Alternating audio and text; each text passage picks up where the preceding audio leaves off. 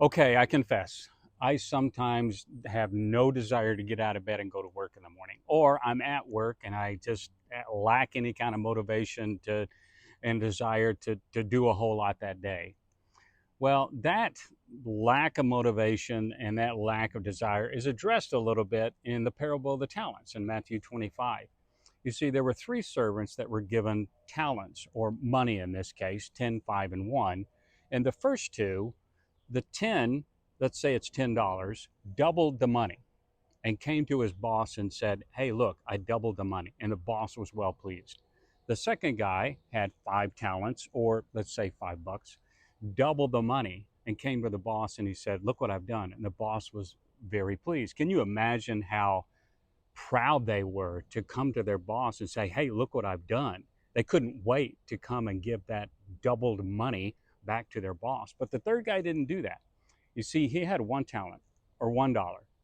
He buried it because he was afraid of his boss, or out of self preservation. And he said, "Boss, I knew you were a hard man, reaping where you did not sow and gathering where you scattered no seed. So I was afraid, and I went and hid your talent in the ground. Here you have what is yours." But his boss answered him, "You wicked and slothful servant. You knew that I reap where I did not sow and gather where I scattered no seed. Then you ought to have invested it with the bankers, and at my coming I should have received what was my own with interest."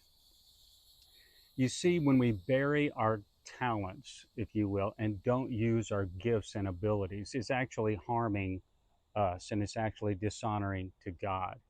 You were gifted with great things, and you were gifted to use those talents to further his kingdom and enjoy doing that.